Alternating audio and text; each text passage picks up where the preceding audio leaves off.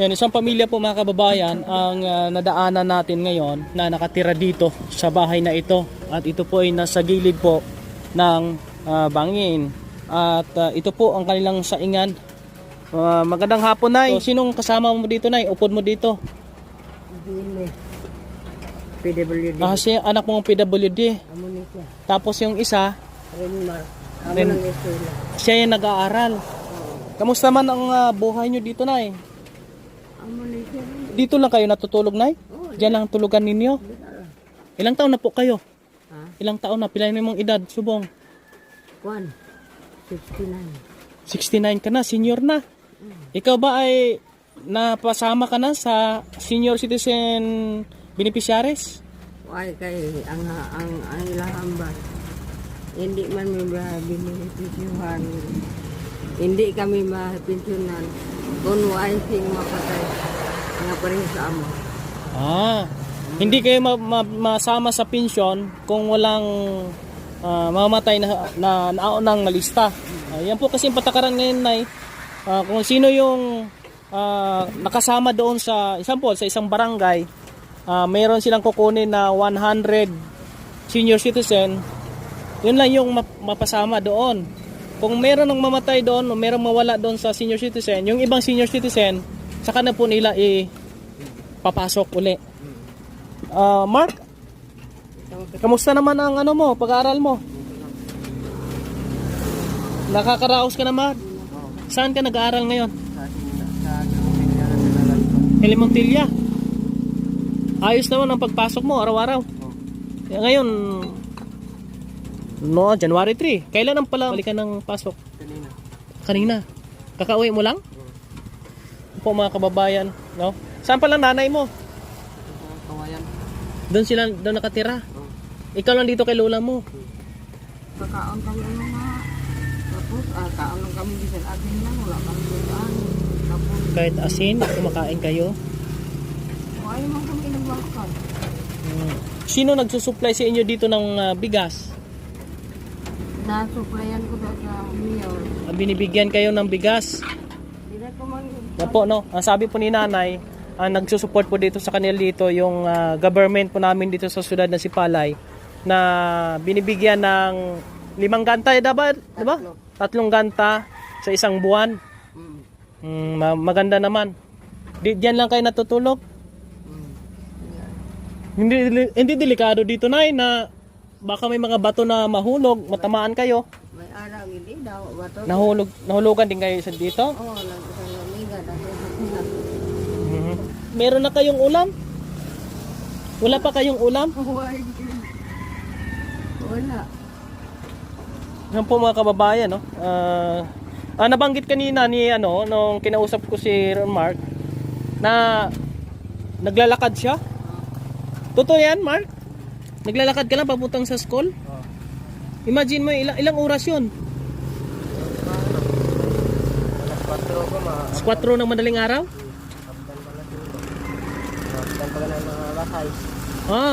Bali 2 oras nilalakad mo papunta sa school. Bakit hindi ka umuwi doon kila mama mo? Ha? Dito ka na kay lola mo? Di sa'yo lumaki talaga siya. Ano pa lang nasa kabulan? 6 months pa lang. Marami na silang magkapatid? Sino? Sila Ronmar? 1 daw, 3, 4, 5. Hindi 7 lang man. Sino? hindi ka nabudlayan sa imong nga sitwasyon ay?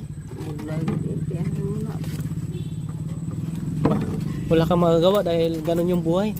Mahirap. Nabudlayan ko sa amin. Sige, ano mo na, hambal niya sa akin. Amo na ko nung pagkita gaaghin. Kaya amo na, wala kami bigas. Wala bigas. Ipos lang ko na. Kaya hindi ko. Ituod mo na. Hirap pala din sitwasyon dito. Hindi mo gawan. Sabi po ni nanay mga kababayan, ito si Ron Mark, minsan umaabsent sa eskwela dahil walang bigas. Napakahirap nga talaga kung ganon. Nay, ano ang pwedeng maitulong ko sa'yo, Nay? Amo tayo lang. Sa amin lang. Oo. Bigyan kita ngayon ng pambili nyo ng bigas. Tapos yung, ikaw, parang meron ka nararamdaman. Ha? Sa bugas namon, iintan ni okay. Dito kung may ito tarang nandoy, paripir ko dito. Oo, saka delikado dyan. Delikado din dito, Nay, oh. Baka may mag-ano na bato, madaganan kayo dito. Labok na rin abi nila. Mabuti ngayon napansin ko kayo, nag-iikot ako. Umiikot ako ng Hinubaan. Nakarating ako ng Hinubaan. Tapos dito sa inyo, napansin ko itong bahay nyo na sa gilid. Kaya ito, nag-interview po tayo at ito mga kababayan, no, talagang nakita naman natin na hirap sila ni nanay. Pati itong bata, no, talagang hindi iniwanan si Lola. Nandiyan pa rin siya sa inyo. Naiwanan kita ng magagastos mo dito. Ha? Salamat kay Ate Mel Bayani. Ito lang na may ibigay ko sa iyo, Nay. So, kung bumili ka ng ito, hawakan mo. Pambili po yan ng ano, ha?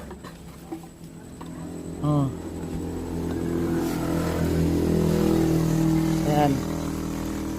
Oh. Inubos ko na yung aking laman dito, Nay. Dagdag mo pa yan ng pabili. Bili mo ng bigas, ha? Bigas, ulam, at kung ano pa, no? Para kahit pa paano yung imo nga mabatyagan bala, mapagaan-gaan kahit konti. Abi mo, hindi man ko sa balo magtagalog.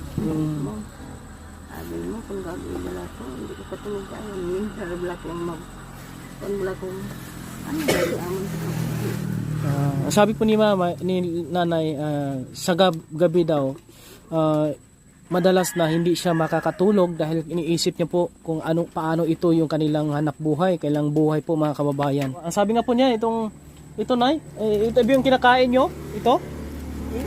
Yung tawag niyan? Gabi po yan. Gabi? biga. O biga. Thailand na. Pagka wala silang bigas, tapos kanina, saging lang yung kinain nyo.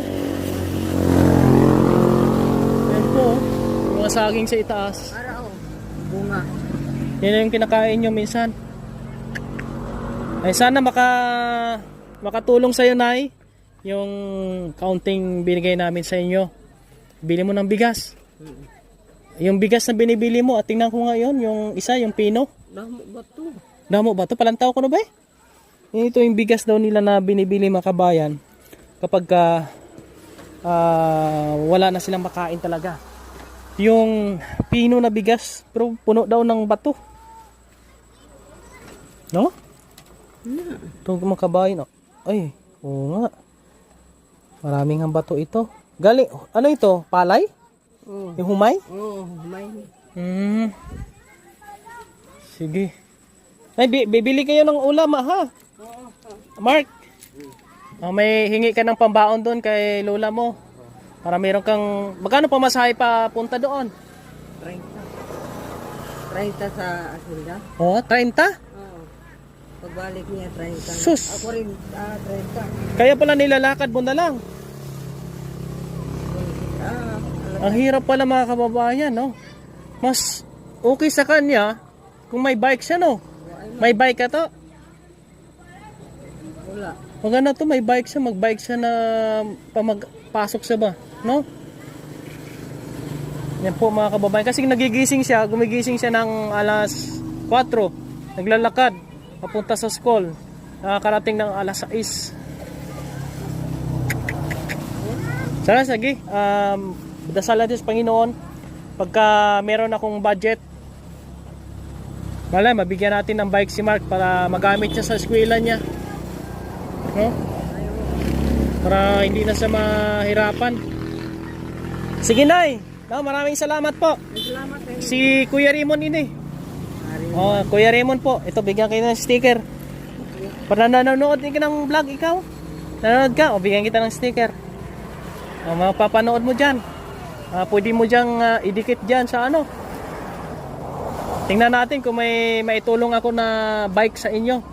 Kay yan Mark. Para sa kanyang pag-aaral po mga kabayan. Sige na, di na ako magtagal ha. Bili ka ng bigas ha. Ubo sa bakal.